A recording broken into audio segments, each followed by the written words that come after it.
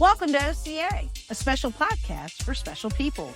Our mission is for OCA to enable individuals and families with autism or other disabilities the opportunity to maximize their abilities. Over the past 15 years, we have grown from an idea to a full community of professionals serving the Central Florida community. We're excited to share our favorite memories, tips, and experiences with you. And we hope to inspire you to get involved too. Ready to get started? Let's dive in. Hello, and welcome back to the podcast. I'm Silvia, CEO of OCA, and I'm so glad you're back for another episode. Today, I'm so excited because I am joined not only by a special guest, but a dear friend and a huge supporter of OCA. Laurie, welcome to the show. Thanks, Silvia. It's great to be here. I think it's kind of funny that you and I are getting to do this podcast together. We talk all the time, and, you are no stranger to OCA. You and I have known each other for over 21 years. And you were in the forefront and in the trenches with us when we started the organization back in 2009. And why don't you tell our listeners about some of the amazing things that you've gotten to do here at OCA with us? I have seen the transformation of OCA over the years. I chaperoned summer camp field trips. I've volunteered to clean facilities, to paint walls, to do all kinds of things because I believe in the mission of OCA. And sometimes you just need those people in the trenches, and I'm happy to be one of them. Well, and what we've really been blessed with is you were catalyst in helping us start our very first program, which was our Special Olympics program. And you have always been a guiding force behind us and helping us to ensure that we are servicing and training as many athletes here in Central Florida as possible. And now you're also doing our Young Athletes program, which is really, really exciting for our littles and our early intervention program. But now you're also doing a new venture with us. And so why don't you tell the audience a little bit about First Flight? First Flight Academy is a new program that I believe in, and it was easy to jump in as a certified teacher to help OCA with this. We want our young adults to be job ready, to have opportunities to be employed. So First Flight Academy is offering different certifications, and the first one is supply chain management. And it's one of our newest programs here at OCA. And if you don't really know enough about First Flight, if you would tune into episode 6, Margaret does a great job of really giving more specific details about First Flight Academy. But really, Laurie, First Flight Academy is not possible without you, without Faye, without Margaret kind of bringing it all together. But you're responsible for the day-to-day classroom interactions. So why don't you kind of share with the audience what's a typical day in a classroom at First Flight Academy?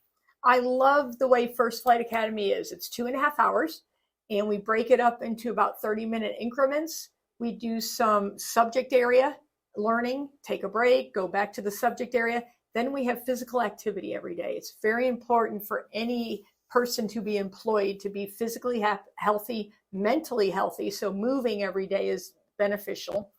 Then we move into our next session is a skill of some sort, a life skill, a health skill, or a social skill, so that the athlete, the students, the participants can be well-rounded, so they are more employable.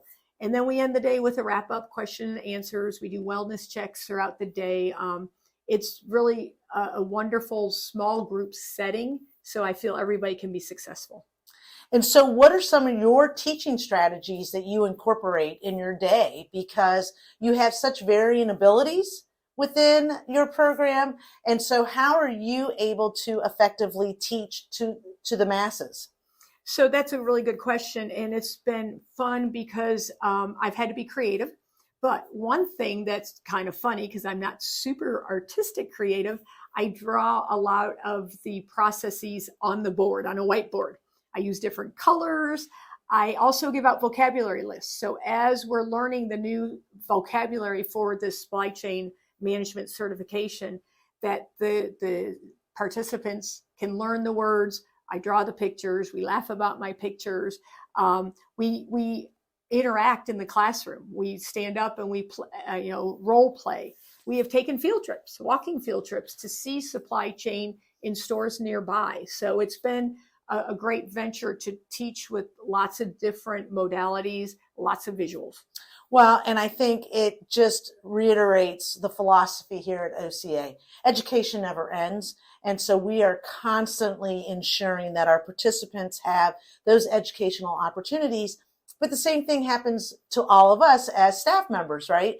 We get to stay in tune and we get to become creative and not allow education to end for ourselves. And so I really think that's probably one of the greatest assets that you bring to that program, is that you are constantly in tune with the students and trying to feel what are they getting, what aren't they getting. But then you're also requiring that they study outside of the four walls of OCA. And I think that's important, because that's showing the families, hey, for the 2.5 hours that my child is in that program, they're working really hard and they've got homework assignments, and I didn't know what those words meant, and now I'm learning what that means. And so I think it's great. So what certifications are your students working towards? So right now at the start of the program, we're doing the Introduction to Supply Chain Management, which is a very vast field. So we're getting our feet wet with a little bit of all the aspects. Also, we have Introduction to Independent Studies. So some of those who may not be interested in supply chain or have the skill set for it, we're doing a variety of different skills here on the campus so that they can decide what they're interested in. So the whole object is hopefully employability someday. In the classroom, I treat it like a workplace. We sit up, we pay attention, feet on the floor, eyes forward, use our communication skills, asking questions, answering questions. So those two introductory certifications are a great way to start. In the future, there's more cohorts that will be offered with different options. So I'm sure that as you were prepping for supply chain management and taking the course yourself and all of that, what was the one thing that you went, oh, I didn't realize that that's how we do things here, in the supply chain world?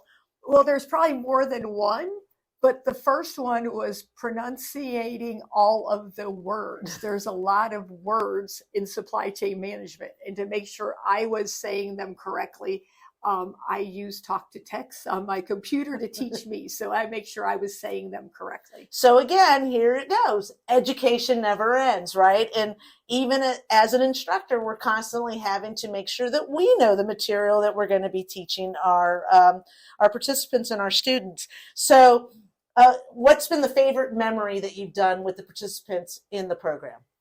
I think one of my favorite is when it clicks and they understood that they were the consumer. Nice. I bring in products. We were during the holidays, and I would bring in a holiday product and I would hold it up and we talk about when the supply chain would produce this product. And somebody said, we're the consumer. And so just getting that first concept in the supply chain was huge. So that was a good memory. That's awesome. I think another thing that's been really cool is that part of this whole programming is also providing internships. And we have had a business, Profast, come in and sit with you guys and learn more because they want to make sure that when the participants are coming in for the internship round, that they are able to meet the needs of all of the individuals that we serve. And so I think that's really, really cool. So when we're recording this episode, you guys are right now getting ready to go into the finals. And we're so excited for them to officially be hopefully certified, because that's the ultimate goal. So congratulations on an inaugural First Flight Academy cohort. I think, there's no one better than you to be teaching that class. And I'm kind of glad I pulled you out of retirement. So thank you, Laurie, for joining us today. And thank you so much for tuning in to this week's episode. We can't thank you enough for spending a few moments of your day with us. If you want to learn more about First Flight Academy, head to our website, gooca.org. Follow us on Instagram at OCA4U and follow us on Facebook at OCA, a special place for special needs. To donate, head to gooca.org/donate. And to make a free and immediate impact, leave a review of our podcast. Give us a 5-star rating and share it with a friend. See you again soon for another episode of OCA, a special podcast for special people.